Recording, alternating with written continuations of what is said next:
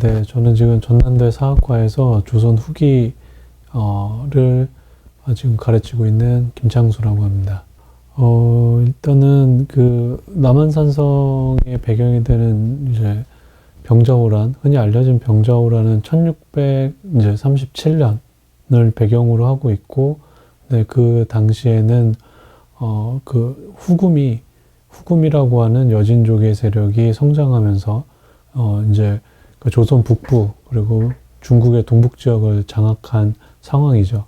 그래서 이미 조선과 그 후금의 성장에 따라서 조선과 명나라는 육로로는 이제 연결이 어려운 상황으로 접어들었고요. 이런 그 상황 속에서 이제 후금이 청으로 국호를 바꾸면서 명실상부하게 스스로의 지위를 황제국으로서 표방을 하게 됩니다. 그리고 이 황제국으로 청의 홍타이지가 즉위하는 그 즉위식에 조선의 참여를 요청을 하고, 조선에서는 1636년 에 이미 그 후금의 요구를 거절을 하게 됩니다. 그래서 양국의 관계는 굉장히 불안정한 상황 속으로 접어들었고요.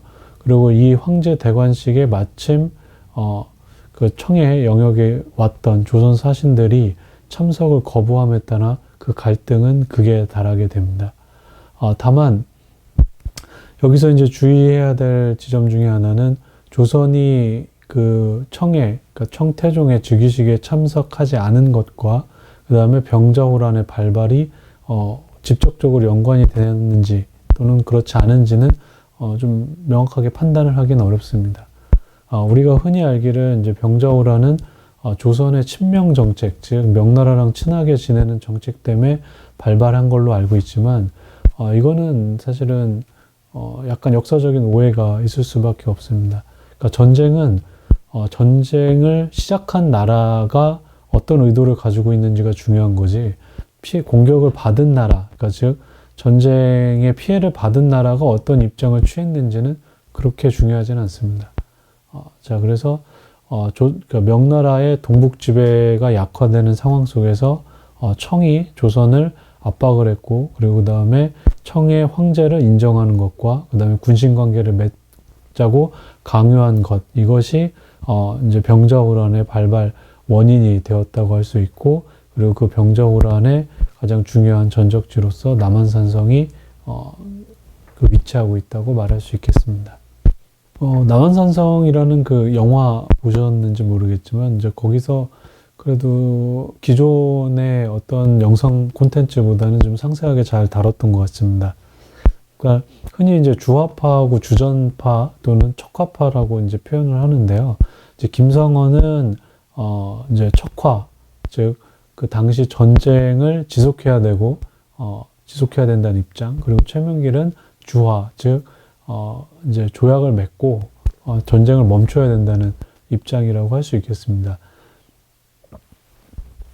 어느 상황 속에서나 이제 그런 어떤 제한된 어떤 상황 속에서 선택을 해야 될 때는 이런 주전과 주화, 그러니까 양쪽의 어떤 극단적인 모습이 나타날 수밖에 없는데요. 근데 다만 이제 조선이 갖고 있는 역사적 특성이라고 한다면 그러니까 척화, 그러니까 이미 전투적으로 전쟁에서 승리의 가능성이 굉장히 적어진 상황 속에서도 여전히 그 전쟁을 지속해야 된다는 것. 물론 여기서 전쟁의 지속은 또 복잡한 의미가 있습니다만, 전쟁을 지속해야 된다는 그런 주장이 힘을 갖고 있었다라는 게 조선 후기, 특히 이제 남한산성의 시대의 역사적 특이점이라고 할 수 있겠습니다.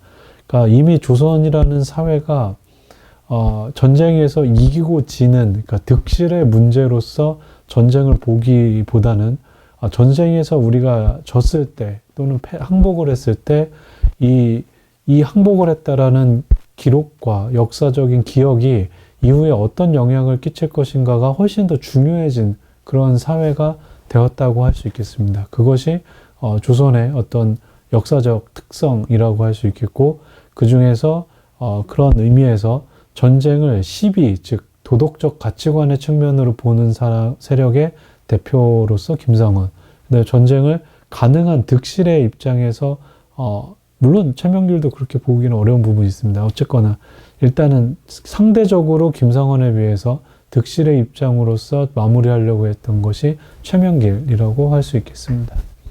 그러니까 지금 이제 질문은 굉장히 저는 좋다라고 생각합니다. 왜냐하면 그동안 이제 남한산성, 특히 이제 병자호란에 대한 질문이 왜 조선은 전쟁에 대비하지 못했는가라든지, 조선은 왜 고립을 자초했는가라든지, 왜 조선은 전쟁을 도발했는가, 이런 식의 그러니까 패전의 원인을 찾는 곳으로 질문이 계속 시작이 됐었는데요. 지금 이제 인터뷰어가 했던 질문처럼 사실은 우리가 좀 더 남한산성 병자호란에 대한 인문학적인 접근을 한다면 실제 우리가 그 상황에 처해졌을 때를 상상해 볼 필요가 있다고 생각을 합니다. 근데 지금 어떠한 상황에서도 이미 그 안에서 그 남한산성이라는 고립된 공간, 그 정보가 제한된 공간, 그리고 물리적으로 훨씬 더 많은 군사력이 포위된 그 상황에서 우리는 어떤 선택을 할 수 있었을까? 근데 사실은 이런 상황에서 예를 들면은 지금 적어도 개설적으로 많이 알려진 김상원 같은 사람은 명백하게 전쟁의 지속을 주장했단 말이죠. 그럼 왜 도대체 이 사람한테는 어떤 이유 때문에 이 지금 패배 또는 어떤 항복이 해야지만 되는 이런 상황에서 그런 주전을 할 수 있었을까에 대한 그걸 알아가려고 하는, 이해하려고 하는 그 과정이 제가 판단할 때는 인문학적인 어떤 상상력, 우리가 인문학적인 어떤 감수성을 공유하는 지점이라고 생각을 합니다. 사실 뭐 최명길에 대한 설명도 저는 많은 오해가 있다고 생각하는데, 아까 제가 뭐 상대적으로 득실이라고 얘기했지, 그럼 최명길은 항복하면 다 모든 게 정리가 된다라고 생각했느냐? 그렇지는 않습니다.